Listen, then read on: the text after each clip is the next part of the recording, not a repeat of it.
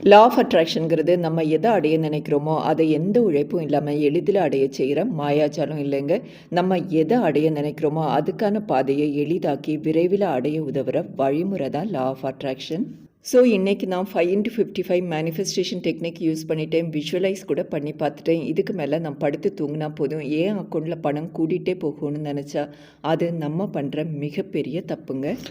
So law of அட்ராக்ஷனை நம்ம பயன்படுத்துவதன் மூலமாக நம்ம மனது தெளிவாகும், தன்னம்பிக்கை அதிகரிக்கும், புத்தி கூர்மையாகும். இதன் மூலமாக நம்ம எந்த பாதையில் பயணித்தா நம்ம சாதிக்க வேண்டியது நடக்குமோ அந்த பாதையில் நம்ம பயணிப்போம். தமிழில் ஒரு பழமொழி இருக்குங்க, நீங்கள் எதை விதைக்கிறீர்களோ அதையே அறுவடை செய்வீர்கள்னு. அதுக்கு அர்த்தம் பொதுவாக நம்ம நல்லது செஞ்சால் நமக்கு நல்லது நடக்கும், கெடுதல் செஞ்சால் நமக்கு கெடுதல் நடக்கும்னு. ஆனால் இந்த பழமொழி லா ஆஃப் அட்ராக்ஷனுக்கும் பொருந்துங்க. ஆமாங்க, உங்கள் மனதில் நம்பிக்கையும் நிறைவையும் விதைச்சிட்டே இருந்தீங்கன்னா எப்போவுமே மகிழ்ச்சியாக இருப்பீங்க. அதே நேரத்தில் சோகத்தையும் பயத்தையும் விதைச்சிக்கிட்டே இருந்தீங்கன்னா எப்போவுமே கஷ்டப்பட்டுட்டு இருப்பீங்க. ஸோ இந்த லா ஆஃப் அட்ராக்ஷனில் சொல்லப்பட்டு இருக்கிற மேனிஃபெஸ்டேஷன், அஃபர்மேஷன் இது போன்ற விஷயங்கள் மூலமாக நல்ல விஷயங்களை மட்டுமே உங்கள் மனதில் விதைப்பீங்க. அதன் மூலமாக உங்கள் மனதில் வேரூன்றி வளர்ந்துட்டு இருக்கிற பயம், அவநம்பிக்கை இது போன்ற கிளைகளை உங்களை அறியாமையே நீங்கள் நீக்குவீங்க.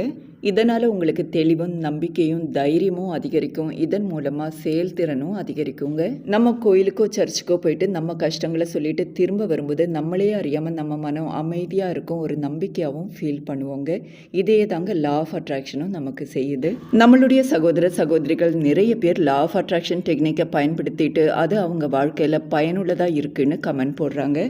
அதே நேரத்தில் ஒரு சில சகோதர சகோதரிகள் லா ஆஃப் அட்ராக்ஷன் எல்லாம் சும்மா, அதனால எந்த பிரயோஜனமும் இல்லைன்னு கமெண்ட் போடுறாங்க. லா ஆஃப் அட்ராக்ஷன் உங்க வாழ்க்கையில எஃபெக்டிவா இல்லைன்னா அதுக்கு ரெண்டு காரணங்கள் தாங்க இருக்க முடியும். ஒன்று, நீங்க அதை முழுமையா நம்பல, இல்லைன்னா நீங்க அதை நம்புறீங்க ஆனா உங்க வாழ்க்கையில நீங்க எதை அடைய நினைக்கிறீங்களோ அதை அடையிறதுக்காக எந்த எஃபோர்ட்டும் நீங்க போடல. உதாரணத்துக்கு எனக்கு சின்ன வயசுல இருந்தே ஸ்டேஜ் ஃபியர் ரொம்ப ஜாஸ்திங்க. நான் +2 முடிச்சதும் ஒரு கம்ப்யூட்டர் கோர்ஸ் ஜாயின் பண்ணேன். அங்கே கம்ப்யூட்டர் ப்ரோக்ராமிங் பண்ணி அதை எல்லாருக்கும் முன்னாடியும் ப்ரெசென்ட் பண்ணணும். அப்போ எனக்கு 17 வயசு தாங்க. என் டீம்லேயே நான் தான் ரொம்ப சின்ன பொண்ணு, மீதி எல்லாரும் 25 வயசுக்கு மேலே இருந்தாங்க. ஏற்கனவே வேலைக்கு போயிட்டு இருந்தவங்க. அவங்க முன்னாடி போய் நின்று ப்ரெசென்ட் பண்ணணும்னு நினைக்கும் போதே எனக்கு கை காலெல்லாம் உதற ஆரம்பிச்சுதுங்க. முதல்ல மார்க் ப்ரெசன்டேஷன் இருந்ததுங்க. ப்ரெசன்டேஷனுக்காக போய் நிற்கும் போதே பயத்தில் கண்ணில் தண்ணி வர ஆரம்பிச்சிருச்சு. அதனால் என்னுடைய சார், நீ ப்ரெசென்ட் பண்ண வேண்டாம், முதல்ல போய் நல்லா ப்ராக்டிஸ் பண்ணிட்டு வான்னு சொல்லிட்டு என்ன ப்ரெசென்ட் பண்ண விடலைங்க. அந்த இன்சிடெண்ட்டை நினச்சா எனக்கு ரொம்பவே அவமானமாக இருந்ததுங்க. அது வரைக்கும் தைரியமாக ப்ரெசென்ட் பண்ணுறதுக்கு என்ன ஸ்டெப் எடுக்கணும்னு நான் யோசிக்கவே இல்லைங்க. ஐயோ ப்ரெசென்ட் பண்ணணுமா, பயமாக இருக்கே, இதை மட்டும்தாங்க நான் யோசித்தேன். அடுத்த ப்ரெசன்டேஷன் நல்லா பண்ணணும், எங்கே அசிங்கப்பட்டு நின்று அழுதேனோ அதே இடத்துல எல்லார்கிட்டையும் கைத்தட்டல் வாங்கணும்னு முடிவு பண்ணேங்க. எதை ப்ரெசென்ட் பண்ணணுமோ அதை எழுதி வச்சுட்டு பல முறை ப்ராக்டிஸ் பண்ணேங்க. முக்கியமாக கண்ணாடியை பார்த்து ப்ராக்டிஸ் பண்ணேன். ஒவ்வொரு முறை ப்ரெசென்ட் பண்ணும்போது என்னுடைய நம்பிக்கை அதிகரிச்சுட்டே போச்சுங்க. லாஸ்ட் டே எந்த பயமும் இல்லாமல் எந்த தடையும் இல்லாமல் சூப்பராக ப்ரெசென்ட் பண்ணேங்க. அன்னைக்கு அத்தனை பேர் நடுவில் ப்ரெசென்ட் பண்ணும்போது யாருமே என் கண்ணுக்கு தெரியலைங்க. நான் திரும்பவும் கண்ணாடி முன்னாடி நின்று ப்ரெசென்ட் பண்ணுறதா மட்டும்தான் எனக்கு தோணுச்சு. இதுவுமே ஒரு லா ஆஃப் அட்ராக்ஷன் டெக்னிக் தாங்க. ஆனால் அன்னைக்கு அதை லா ஆஃப் அட்ராக்ஷன் டெக்னிக்னே தெரியாமல் நான் பயன்படுத்தினேன். ஸோ இந்த இடத்துல நான் எந்த முயற்சியும் செய்யாமல் நான் சரியாக ப்ரெசென்ட் பண்ணாமல் என் வாழ்க்கையையும் கடவுளையும் நான் ப்ளேம் பண்ணிட்டு இருந்தால் சரியாக இருக்குமாங்க? அதே மாதிரி தாங்க நம்ம பணத்தை அட்ராக்ட் பண்ண நினச்சாலும், ஹெல்த்தை அட்ராக்ட் பண்ண நினச்சாலும், சந்தோஷத்தை அட்ராக்ட் பண்ண நினச்சாலும் அதுக்கான முயற்சியை நம்ம எடுக்கணும். உதாரணத்துக்கு நம்ம பணம் சம்பாதிக்கணும்னா அதுக்கான வழிமுறைகளை நம்ம தாங்க கண்டுபிடிக்கணும். நம்ம ஹெல்த்தியாக இருக்கணும்னா ஹெல்த்தியான ஃபுட்டை சாப்பிடணும். குடும்பத்தில் சந்தோஷமும் மகிழ்ச்சியும் இருக்கணும்னா அதை நம்ம தாங்க விதைக்கணும். இதுக்கான முயற்சிகளை எளிமையாக்குறது மட்டும்தாங்க லா ஆஃப் அட்ராக்ஷனுடைய வேலை. ஸோ நீங்கள் லா ஆஃப் அட்ராக்ஷனை பற்றி தெரிஞ்சுக்கிட்டால் மட்டும் போதாதுங்க, அதை ப்ராக்டிஸ் பண்ணால் மட்டும் போதாது, முயற்சி எடுக்கணுங்க. அதுதான் ரொம்ப ரொம்ப முக்கியம். ஸோ இப்போ உங்களுக்கு நீங்கள் நினச்சதை எளிதில் ஈர்க்க உதவுற 60 செகண்ட் மேனிஃபெஸ்டேஷன் டெக்னிக்கை பற்றி தான் உங்களுக்கு சொல்ல போகிறேங்க. நான் ஒரு பிஸி ஷெட்யூலில் போயிட்டு இருக்கேன். நான் நினச்சதை மேனிஃபெஸ்ட் பண்ணுறதுக்கு என்னால் டைம் அலாட் பண்ண முடியலன்னு நினைக்கிறவங்க இந்த 60 செகண்ட் மேனிஃபெஸ்டேஷன் டெக்னிக்கை பயன்படுத்தலாங்க. இந்த டெக்னிக்கை நீங்கள் நைட் தூங்க போகிறதுக்கு முன்னாடியோ இல்லைன்னா காலையில் எழுந்திருக்கும் போதோ பண்ணுங்கள்.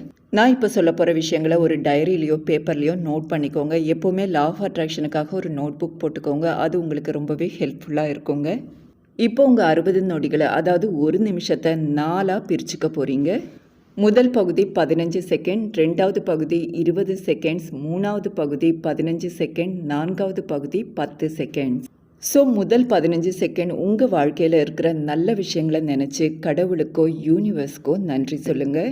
உங்களுக்கு ஒரு அன்பான கணவர் இருக்கலாம், நல்ல பசங்க இருக்கலாம், அமைதியான வாழ்க்கை இருக்கலாம். இது மாதிரி உங்கள் வாழ்க்கையில் இருக்கிற நல்ல விஷயங்களை நினச்சி யூனிவர்ஸுக்கோ கடவுளுக்கோ நன்றி சொல்லுங்கள்.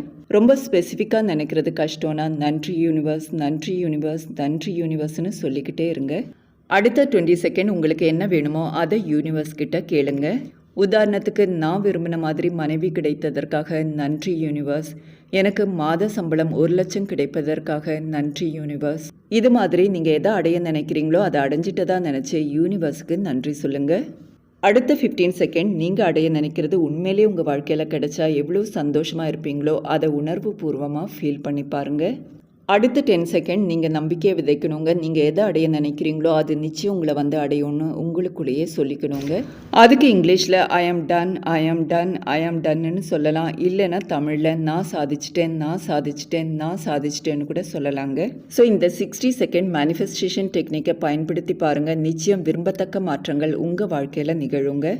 எந்த மாதிரி டெக்னிக்கை நீங்கள் பயன்படுத்தினாலும் 3 விஷயங்கள் ரொம்பவே முக்கியங்க. அதில் ஒன்று நன்றியுணர்வு. உங்கள் வாழ்க்கையில் கிடைக்கிற சின்ன சின்ன சந்தோஷங்களுக்கும் செல்வங்களுக்கும் நீங்கள் நன்றியுணர்வோடு இருக்கணும். எப்பவும் அந்த நன்றியை வெளிப்படுத்தணும். வாய்ப்பு கிடைக்கும் போதெல்லாம் யூனிவர்ஸ்க்கோ நீங்கள் விரும்புகிற கடவுளுக்கோ நன்றி சொல்லிக்கிட்டே இருங்க. அதே மாதிரி உங்கள் சுற்றி இருக்கிறவங்கள எப்போவுமே பிளஸ் பண்ணிக்கிட்டே இருங்க. அவங்க நல்லவங்களா இருந்தாலும் சரி, கெட்டவங்களா இருந்தாலும் சரி, உங்களுக்கு பிடிச்சவங்களா இருந்தாலும் சரி, பிடிக்காதவங்களா இருந்தாலும் சரி, பிளஸ் பண்ணிக்கிட்டே இருங்க. உதாரணத்துக்கு, நமக்கு பிடிக்காத ஒரு கசின் இருக்காங்க. திடீர்னு ஒரு லக்ஸூரியஸ் கார் வாங்குறாங்க. நம்மளே அறியாமல் கோபமும் பொறாமையும் தாங்க வரும். அந்த சமயத்தில் நம்ம மனதை கட்டுப்படுத்திக்கிட்டு அவங்களுக்காக யூனிவர்ஸ்க்கு நன்றி சொல்லணுங்க. அவங்க நல்லா இருக்கட்டும்னு மனதார வாழ்த்தவும் செய்யணுங்க. அந்த பிளெஸ்ஸிங் நம்ம வாழ்க்கையிலையும் பிளெஸ்ஸிங்கை கொண்டு வந்து சேர்க்கும். எல்லாத்தையும் தாண்டி நம்ம எதை சாதிக்க நினைக்கிறோமோ அதுக்கான முயற்சியை நம்ம எடுக்கணுங்க. அது ரொம்பவே முக்கியம். நல்ல வேலை வேணும்னா இன்டர்வியூக்கு போங்க. நல்ல மனைவி வேணும்னா பொண்ணு பார்க்க ஆரம்பிங்க. வாழ்க்கையில் அமைதி வேணும்னா சண்டை போடுறதை நிறுத்துங்க. ஸோ முயற்சி நம்மக்கிட்ட இருந்து ஆரம்பித்தா எல்லாம் நமக்கு சாதகமாக தாங்க இருக்கும். நம்புவோம். மீண்டும் சந்திப்போம். வணக்கம்.